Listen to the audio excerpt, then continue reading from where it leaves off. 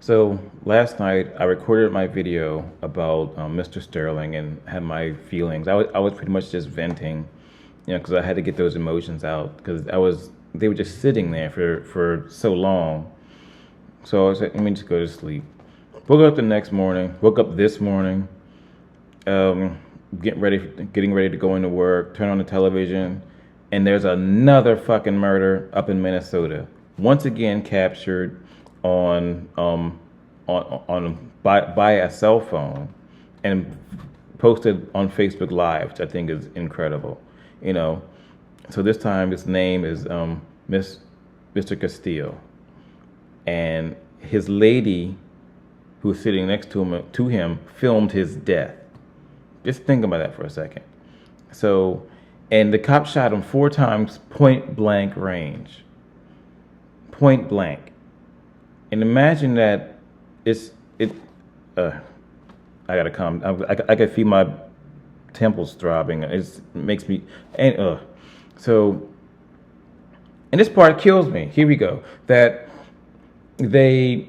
So of course the cops get to go home, and they're on administrative leave, which, in my opinion, is a paid vacation. You know, it's like a reward for doing a good job. It's a reward for killing black people. So just think about that for. I posted that earlier because that thought came in my head. I'm like, that's asinine. It's insane. So I mean, so I was so right back again. So I'm back in that same mindset, that angry mindset where I was yesterday, and I know what I want to say, but I can't. But I'll leave it there. I just say I know what needs to be done, but I can't say it, so I won't. But it's because something has to stop. There has to be something that makes this stuff stop.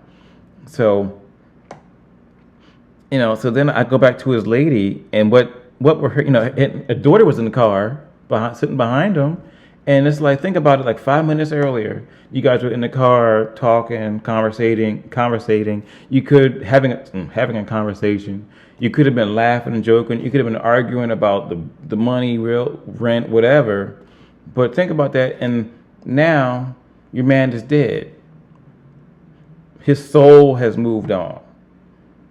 All that's left is this body that's now slumped over, leaning over on you, bleeding out, with a cop standing there. And here's the interesting part, that she was cool, calm, and collected enough to be recording and making statements where the cop was losing his mind. He still had his gun drawn out, So, and just to go back to something stupid I said yesterday, that I said I wanted the UN to come in and do something. What the hell are they going to do? They ain't going to do a damn thing. What they would do is they would do a 10-year study on police violence in the United States. And guess what? And they'll find that, it's actually true. They are killing black people, and that's all it would say. And they'll give up recommendations. And I recently discovered fire is hot too. Really? So it's just, let me start to shut this down because I'm getting, So I just want to make two quick points, and I'm done. That, think about this for a second. All these open carry states, black people actually cannot have a gun, because if they actually do have a gun, you see what happens. So it's like you're legally allowed to carry a gun, but if the cops see it, if the cops get threatened, they'll shoot you. Oh, he had a gun, so we shot. And this time, you know what? You actually will have a gun on your hip. Because you're legally allowed to have a gun on your hip. But the cops will get threatened and they'll start to shoot. So it's like the laws really don't apply to people of color, to people who look like me. I'll be blunt with it. So they